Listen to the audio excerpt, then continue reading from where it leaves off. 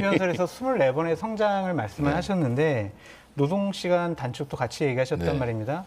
주 4일제 주장을 하셨는데 그렇게 노동시간 단축을 하면서 성장이 가능할 것인가?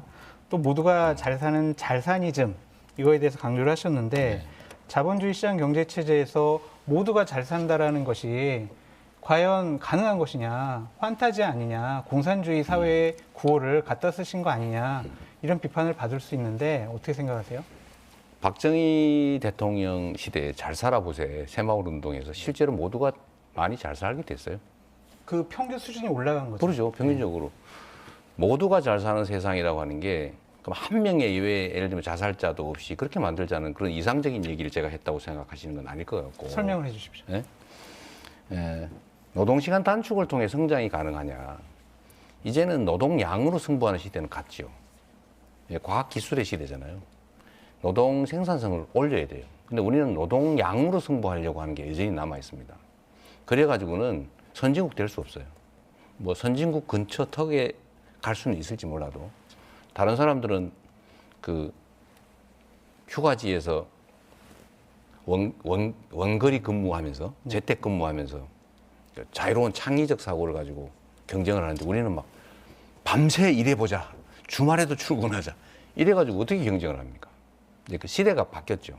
노동시간 단축을 통해서 성장한다는 게 아니라 노동 생산성을 올려야 되고 그러려면 불가피하게 노동시간이 줄어들게 돼 있어요. 그 인류의 성장 발전사는 노동시간 단축의 역사이기도 해요.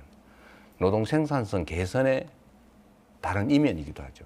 그래서 이거를 노동시간 단축하면서 성장할 수 없다는 생각은 제가 보기엔 약간 도구만하는 생각이 들고요. 4차 지식산업 시대에 그 과거의 잣대로 지금을 노동시간을 얘기하는 것은 좀 무리가 있는 지적 아닌가요? 지금 주 4일제는 선진국들 상당수가 이미 시행하고 있어요. 실제 그렇잖아요. 4.5일제 예를 들면 5일 근무 중에서 하루씩을 재택근무하는 나라가 엄청나게 늘어나고 있습니다. 재택근무하면 일하는지 안 하는지 모르죠. 그러나 이 휴식 기간을 좀 가지는 것들이 오히려 창의성을 자극을 해서 훨씬 더 효율적이라는 거예요. 우리는 노동시간 늘려서 어떻게 승부 보자 이런 생각을 여전히 하고 있는 경우도 있는데 그렇게 하면 안 된다는 생각이고요. 두 번째로 모두가 잘 사는 세상이 환타지 아니냐. 환타지 아니죠. 저는 사회 안전망, 망이니까 망에 빠지는 사람도 있잖아요. 누가 그런 얘기를 하죠, 요새는. 사회 안전망이 아니라 사회 안전 네트를 만들어야 된다. 우리는 어느 구렁텅이에 빠지면 본인 능력으로 탈출하고 못 탈출하는 사람만 예외적으로 구제를 해주는데 우리가 잊어버리면 그 사람은 예를 들면 죽거나 이렇게 되지 않습니까? 정말 그런 경우가 많죠. 그러니까 소위 사각지대죠. 그런데 이거를 다 메우는 게 불가능합니까? 예를 들면 국민들의 기본적인 삶이라고 하는 것들을 예를 들면 통신, 예를 들면 의료, 교육도 지금 상당 정도 이미 기본적 교육이 제공되고 있는데 이걸 좀 더 정비하면 저는 가능하다고 봐요. 대표님 하나만 더 여쭤볼게요. 그런 것들은 부의 재분배를 통한 격차 해소를 해야 되는 것이지 그렇죠.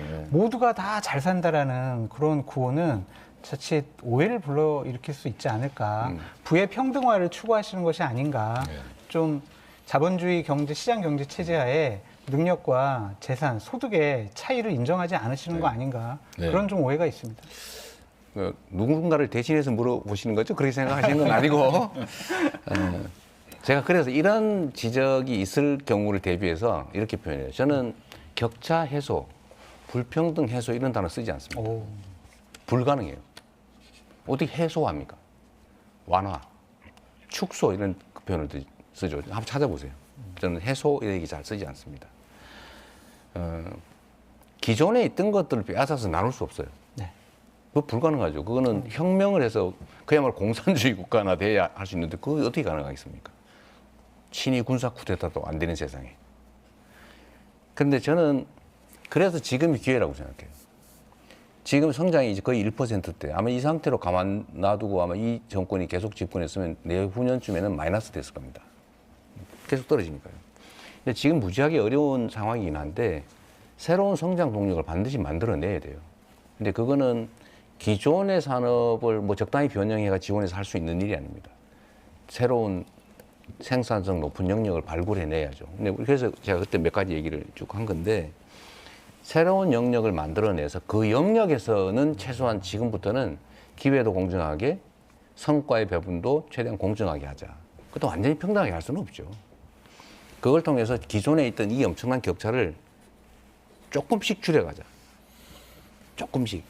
많이는 불가능해요. 이미 너무 많이 벌어졌습니다. 그래서 제가 기존의 걸 뺏어가지고 다 나누는 공산사회 만들자고 하는 거 아니니까 그거 걱정 안 하셔도 됩니다. 알겠습니다. 격차는 완화하고 최하한선은 좀 높이고 이런 네, 기본적인 선들은 국가 공동체가 채워주자. 우리 경제력 수준이 그 정도는 된다. 구멍을 메우는 건 국가의 역할이다. 네. 라고 보시는 거고요. 근데 이제 그 당 강령에도 기본 사회라는 게 작년에 들어갔었잖아요. 그러면 기본적인 수준을 어느 정도 국가가